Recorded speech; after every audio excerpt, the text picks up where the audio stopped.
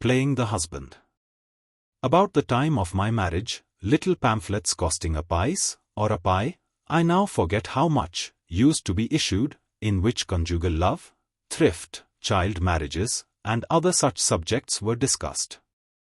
Whenever I came across any of these, I used to go through them cover to cover, and it was a habit with me to forget what I did not like, and to carry out in practice whatever I liked. Lifelong faithfulness to the wife, inculcated in these booklets as the duty of the husband, remained permanently imprinted on my heart. Furthermore, the passion for truth was innate in me, and to be false to her was therefore out of the question. And then there was very little chance of my being faithless at that tender age. But the lesson of faithfulness had also an untoward effect.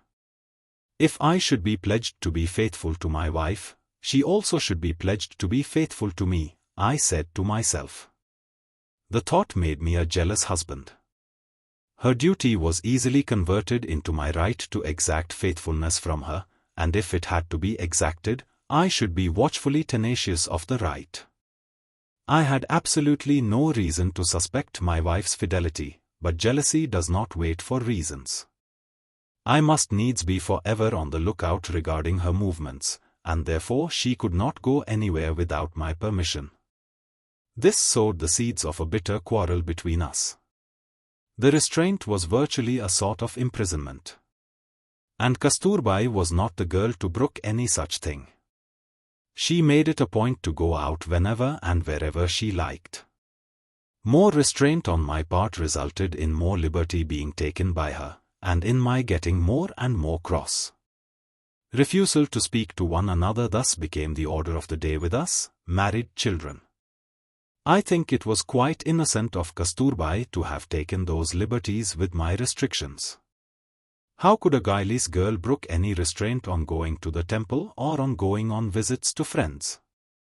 If I had the right to impose restrictions on her, had not she also similar right? All this is clear to me today. But at that time I had to make good my authority as a husband. Let not the reader think, however, that ours was a life of unrelieved bitterness. For my severities were all based on love. I wanted to make my wife an ideal wife. My ambition was to make her live a pure life, learn what I learnt, and identify her life and thought with mine. I do not know whether Kasturbai had any such ambition. She was illiterate. By nature she was simple, independent, persevering and, with me at least, reticent. She was not impatient of her ignorance, and I do not recollect my studies having ever spurred her to go in for a similar adventure. I fancy, therefore, that my ambition was all one-sided. My passion was entirely centered on one woman, and I wanted it to be reciprocated. But even if there were no reciprocity, it could not be all unrelieved misery because there was active love on one side at least. I must say I was passionately fond of her. Even at school I used to think of her, and the thought of nightfall and our subsequent meeting was ever haunting me. Separation was unbearable. I used to keep her awake till late in the night with my idle talk. If with this devouring passion there had not been in me a burning attachment to duty, I should either have fallen a prey to disease and premature death, or have sunk into a burdensome existence.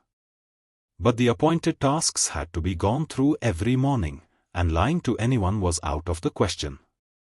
It was this last thing that saved me from many a pitfall. I have already said that Kasturbai was illiterate. I was very anxious to teach her, but lustful love left me no time. For one thing the teaching had to be done against her will, and that too at night. I dared not meet her in the presence of the elders, much less talk to her. Kathiawad had then, and to a certain extent has even today, its own peculiar, useless and barbarous parda. Circumstances were thus unfavorable. I must therefore confess that most of my efforts to instruct Kasturbai in our youth were unsuccessful. And when I awoke from the sleep of lust, I had already launched forth into public life, which did not leave me much spare time.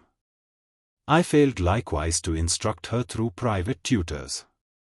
As a result, Kasturbai can now with difficulty write simple letters and understand simple Gujarati.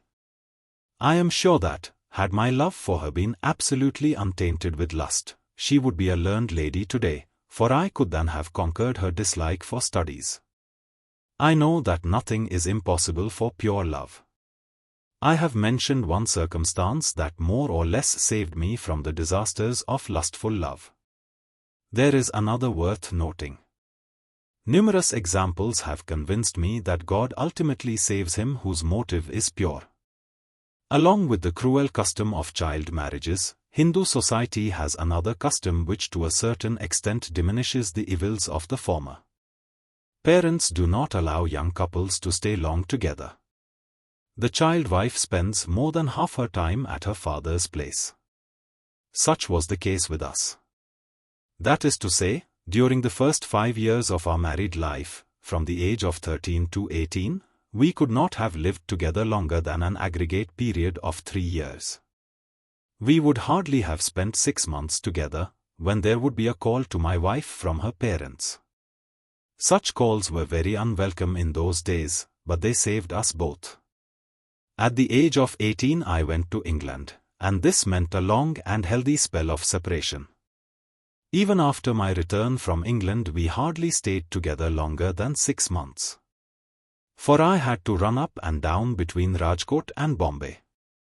Then came the call from South Africa, and that found me already fairly free from the carnal appetite.